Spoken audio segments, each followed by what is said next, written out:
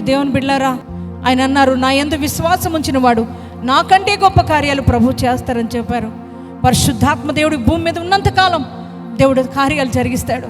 ఎందుకంటే మన దేవుడు ఎవరంటే ఆయన ప్రజల కోసం కదిలే దేవుడిని మనం కలిగి ఉన్నాము. ఆయన చలిస్తాడు మన దేవుడు. ఆయన చలించిన దేవుడు కాదు.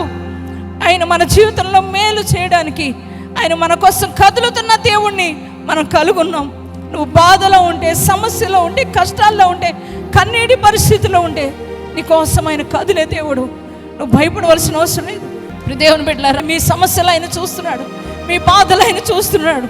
ఆయన పట్టించుకునే దేవుడు మన దేవుడు.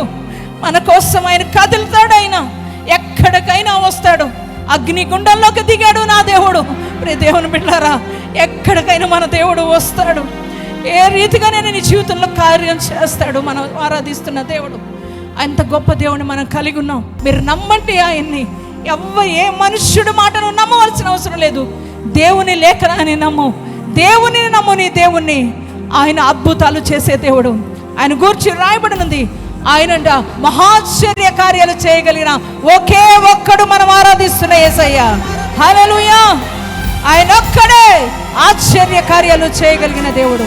ఆయన ఒక్కడే అద్భుతాలు చేయగలిగిన దేవుడు. ఆయన గూర్చి రాయబడిన మాట ఏంటంటే ఆయన అద్భుతకరుడైన దేవుడు. హల్లెలూయా, హల్లెలూయా. ఆయన నీకోసం అద్భుతాలు చేస్తాడు. యేసయ్యలో ఉన్నది ఏంటంటే ఆయన అద్భుతాలు చేయగలిగిన దేవుడు. నీ జీవితంలో ఎటువంటి మిరాకిల్స్ అయినా ఆయన చేయగలడు. డాక్టర్ కాదంటున్నారా? దేవుడు అంటాడు, అవును అంటాడు, నేను చేస్తాను, నేను బాగు చేస్తాను, నువ్వు భయపడద్దు అంటాడు మన దేవుడు. ఏ పరిస్థితులైనా నీ పరిస్థితిని మార్చగలిగిన దేవుడు. మేము ప్రకటిస్తున్న యేసు ఒక్కడే. ఉద్యోగం లేదా? ఒకవేళ నువ్వు నిరాశతో ఉన్నావా?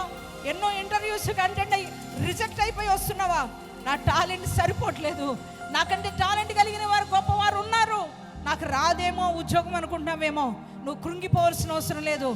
దేవుని బిడ్డలారా, నీ దేవుడు ఎంత జ్ఞానవంతుడు ఉన్నా నీ పైన, నీకు మాత్రం ఆయన ఉద్యోగం ఇవ్వగలిగిన దేవుడు. మేము ప్రకటిస్తున్న యేసయ్య ఆయన ఏదైనా చేస్తాడు నీ జీవితంలో. ఏ కార్యమునైనా చేయగలడు నీ జీవితంలో. అసాధ్యమైన కార్యాలు కూడా సాధ్యపరుస్తాడు.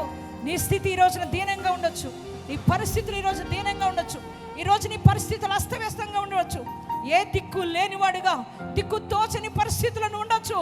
కానీ నీ పరిస్థితులన్నీ కూడా తారుమారు చేయగలిగిన ఏకైక దేవుడు నజరేయుడైన యేసుక్రీస్తు మాత్రమే.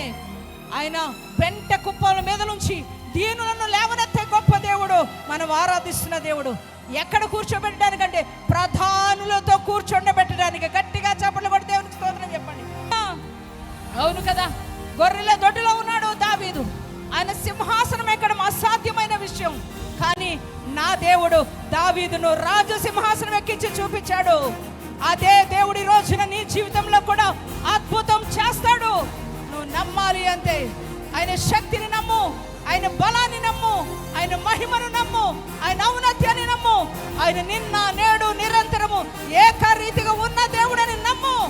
నీ జీవితంలో ఏదైనా చేస్తాడు ఆయన. నువ్వు కృంగిపోవాల్సిన అవసరం లేదు.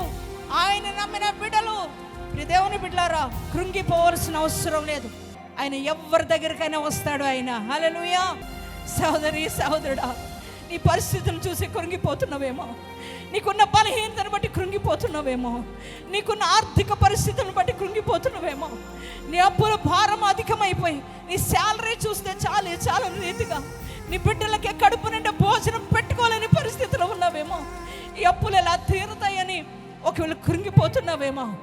దేవుని బిడ్డలారా, ఈరోజు నువ్వు కృంగిపోవాల్సిన అవసరం లేదు. నీ దేవుడు ఏదే రీతిగానే కార్యం చేయగలిగిన దేవుడు. అన్ని డోర్స్ క్లోజ్ అయిపోయినా యేసయ్య మార్గం నీ కోసం